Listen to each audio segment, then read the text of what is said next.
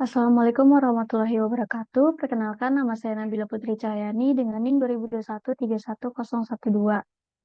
Di sini saya akan mempresentasikan hasil dari proyek akhir eh, ma- mata kuliah Metodologi Penelitian Ilmu Komputer dengan judul Sentimen Analisis Terhadap Dampak Penutupan Social Commerce TikTok Shop di Indonesia dengan metode Long Short Term Memory. Baik, selanjutnya di sini ada eh, daftar isi, yaitu latar belakang, rumusan masalah, tujuan penelitian, manfaat penelitian, landasan teori, kerangka penelitian, analisis kebutuhan, perancangan penelitian, teknik analisis, dan juga jadwal kegiatan. Yang pertama yaitu ke bab 1, pendahuluan. Latar belakang. TikTok merupakan salah satu aplikasi media sosial yang sekaligus merangkap menjadi e-commerce atau yang kita kenal sebagai TikTok Shop. Dalam konteks TikTok Shop, sistem informasi membantu mengelola produk, memproses pembayaran, dan juga memberikan informasi relevan kepada pengguna. Dengan cara ini, TikTok Shop dapat membantu pengguna menemukan produk yang mereka inginkan dan membantu pedagang mengelola inventaris dan juga penjualan mereka dengan lebih baik. TikTok Shop juga menawarkan pengalaman berbelanja yang unik dengan format video pendek sejalan dengan tren konten visual yang mendominasi dunia digital. Namun, seperti yang kita ketahui, pada pertengahan tahun 2023 kemarin, tepatnya pada bulan Oktober, TikTok Shop Indonesia mengumumkan akan menghentikan operasinya. Sehingga ini memberikan konteks yang penting untuk mengembangkan analisis sentimen dengan menggunakan metode long short term memory atau yang kita kenal sebagai LSTM. Proses analisis sentimen ini bertujuan untuk mengevaluasi apakah opini atau komentar terhadap suatu isu cenderung positif atau negatif. Dengan memanfaatkan kombinasi analisis sentimen dan LSTM, pemerintah dapat mengoptimalkan kebijakan mereka dan juga menjawab perubahan dinamis dalam sentimen masyarakat terkait penutupan TikTok Shop. Perumusan masalah. Ruang lingkup masalah dalam analisis sentimen terhadap dampak penutupan TikTok Shop di Indonesia dengan metode long short term memory adalah sebagai berikut. Yang pertama yaitu menganalisis perasaan dan juga pendapat masyarakat terkait penutupan TikTok Shop, termasuk tingkat kekecewaan, ketidaksetujuan, atau bahkan penerimaan. Yang kedua, menganalisis dampak penutupan pada tingkat sosial dan ekonomi, terutama di kalangan pengguna, pelaku bisnis lokal, dan juga konten kreator. Yang ketiga yaitu mengevaluasi respons masyarakat terhadap kebijakan pemerintah terkait penutupan TikTok Shop. Selanjutnya, berdasarkan latar belakang dapat dirumuskan permasalahannya sebagai berikut. Yang pertama yaitu bagaimana persepsi dan sentimen pengguna terhadap penutupan TikTok Shop di Indonesia setelah dianalisis dengan menggunakan metode LSTM. Selanjutnya, bagaimana respon dan juga sikap pengguna terhadap penutupan TikTok Shop, baik yang bersifat positif maupun negatif, dan bagaimana hal ini tercermin dalam analisis sentimen menggunakan metode LSTM. Yang terakhir, bagaimana analisis sentimen dapat memberikan kontribusi pada pemahaman TikTok Shop terkait penyesuaian regulasi platform. Selanjutnya ada tujuan penelitian. Yang pertama yaitu untuk mengidentifikasi dan juga menganalisis sentimen pengguna terkait penutupan TikTok Shop di Indonesia melalui metode LSTM. Yang kedua yaitu mengevaluasi respon dan juga sikap pengguna terhadap penutupan TikTok Shop, baik dari segi positif maupun negatif, untuk memahami perasaan dan juga pandangan mereka. Yang terakhir yaitu untuk menilai dampak penutupan TikTok Shop terhadap ekosistem social commerce di Indonesia dengan mempertimbangkan perubahan perilaku konsumen dan interaksi online. Selanjutnya ada manfaat penelitian, yaitu untuk memberikan kontribusi pada literatur penelitian mengenai analisis sentimen dan dampak penutupan platform social commerce menggunakan metode LSTM. Selanjutnya, untuk menyediakan informasi berharga bagi pemerintah dan juga pelaku bisnis terkait implikasi penutupan TikTok Shop, serta memberikan wawasan untuk kebijakan dan juga strategi bisnis di masa depan. Yang terakhir, yaitu memberikan wawasan mendalam tentang perubahan perilaku konsumen di ranah social commerce setelah penutupan TikTok Shop yang dapat berguna bagi pemasar dan juga peneliti perilaku konsumen. Selanjutnya, kita masuk ke dalam bab 2, yaitu landasan teori. Landasan teori yang pertama yaitu social commerce. Social commerce sendiri merupakan gabungan antara media sosial dan juga e-commerce. Ini merupakan bagian dari e-commerce yang memanfaatkan media sosial dan platform daring untuk melakukan transaksi pembeli secara online, serta meningkatkan pengalaman berbelanja melalui jalur online. Yang kedua, TikTok Shop.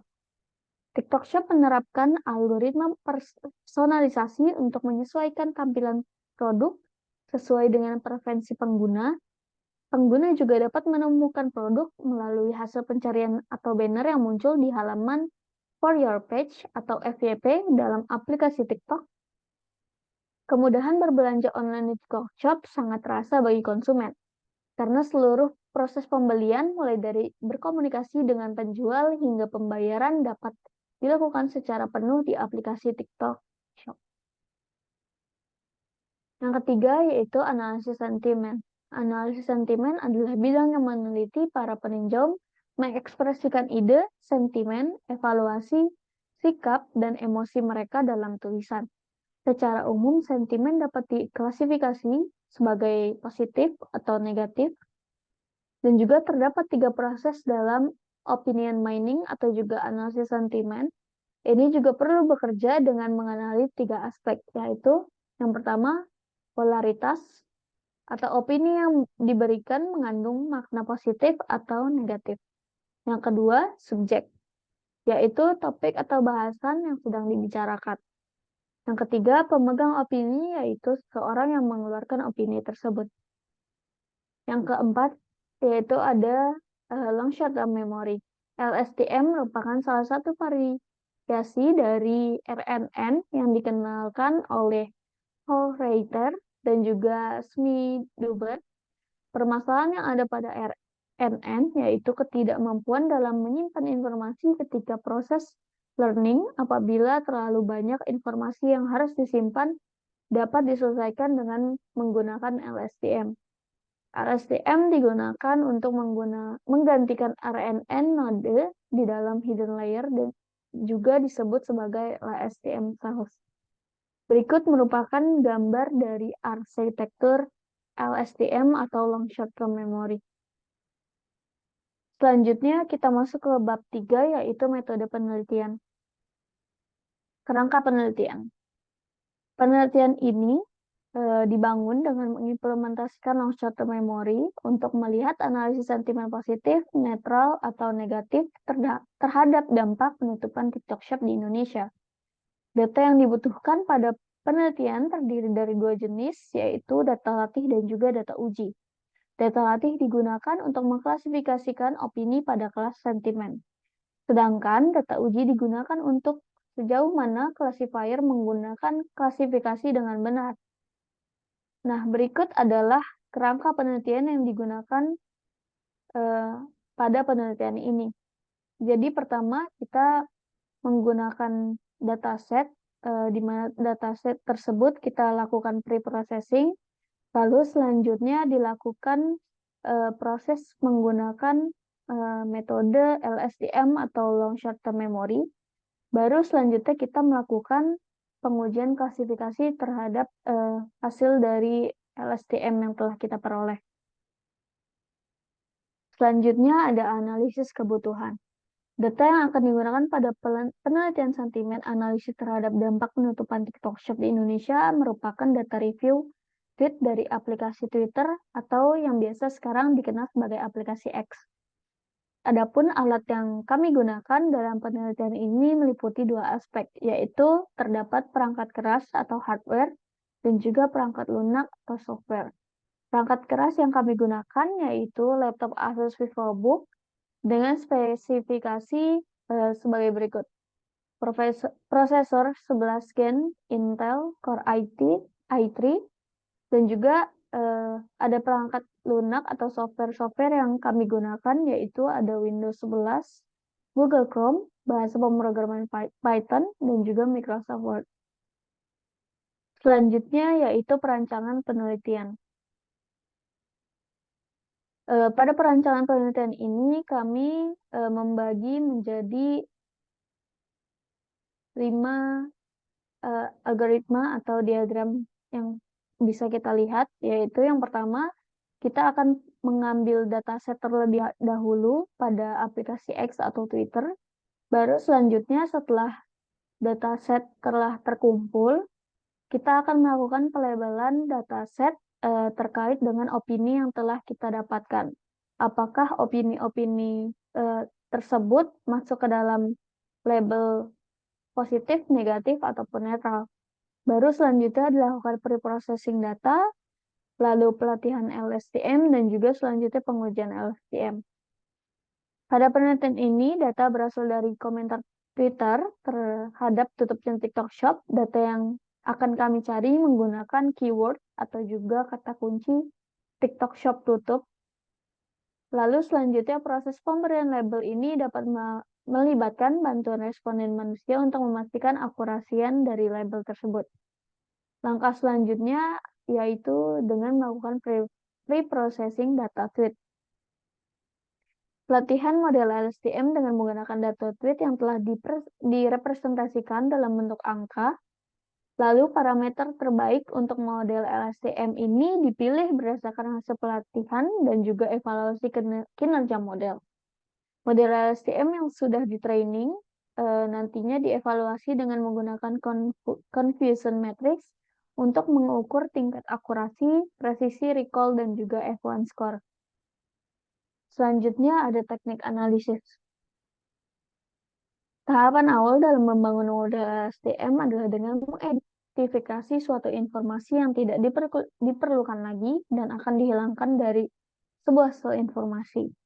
Pada proses dalam mengidentifikasi dan mengecualikan suatu informasi ini diputuskan oleh fungsi sigmoid yang mengambil suatu output dari model LSTM atau HT-1 pada waktu berikut atau T-1 dan pada input atau XT memiliki waktu T. Selain itu, fungsi sigmoid juga untuk menentukan bagian mana dari output yang lama yang harus kita hilangkan. Fungsi itu disebut dengan forget getD, di mana FT adalah vektor dengan nilai mulai dari 0 hingga 1, sesuai dengan setiap angka dalam keadaan sel atau CT-1. Berikut adalah rumusnya, sigmoid atau X sama dengan 1/1 plus E pangkat min X. Sigma atau sigmoid berfungsi dalam sigmoid. Pada suatu lapisan sigmoid ini akan menghasilkan angka antara 0 dan 1, yang menggambarkan seberapa banyak setiap komponen harus dilewati. Nah, selanjutnya berikut adalah jadwal kegiatan terhadap penelitian kami, yaitu di mana dimulai pada bulan Oktober untuk penyusunan dan juga pengajuan judul. Selanjutnya pengajuan proposal dan juga perizinan penelitian dilakukan pada bulan November 2023 kemarin. Lalu pada bulan Desember hingga Januari kami melakukan tahap pelaksanaan untuk pengumpulan data dan juga analisis data, dilanjutkan lagi untuk tahap penyusunan laporan hingga bulan Februari 2024. Mungkin sekian presentasi dari saya, kurang lebihnya saya mohon maaf. Wassalamualaikum warahmatullahi wabarakatuh.